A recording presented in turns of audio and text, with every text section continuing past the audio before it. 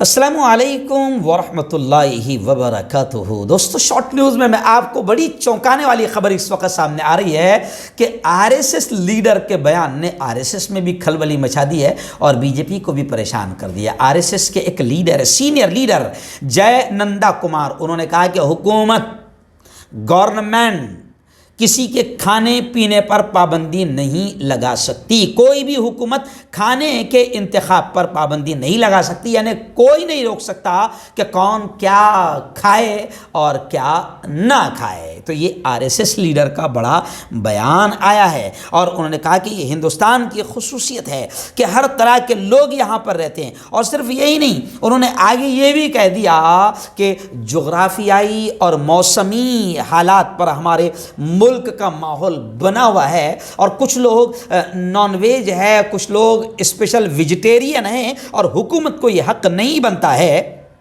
कि वो किसी के खाने पीने पर पाबंदी लगाए। कौन क्या खाएगा, कौन क्या नहीं खाएगा, ये अधिकार हुकूमत को नहीं है। तो जाहिर बात है कि ये बयान आरएसएस लीडर का आया है तो आरएसएस के खेमे में भी बड़ी खलबली मची हुई है और बीजेपी भी बड़ी परेशान है कि आखिर आरएसएस का ये लीडर क्या कह रहा है। लेकिन वैसे मैं आपको बता दूं, जहाँ जहाँ बीजेपी की कोई इलेक्शन जीतना होता है और वहाँ अगर लोग नॉनवेज वाले अगर 90% हैं तो बीजेपी इलेक्शन में अपने बीजेपी के नेता प्रचार करते हुए कहते हैं, भाइयों बहनों तुम हमको वोट दो, हम बेहतरीन मीट का इंतजाम तुम्हारे लिए करेंगे। मुझे बताने की जरूरत नहीं है कि ऐसा कहाँ हुआ था और बीजेपी के कौन सी स्टेट में बीजेपी ने ऐसे वादे किए थे। आप मुझसे भी ज़्यादा आजकल समझदार हो चुके हैं।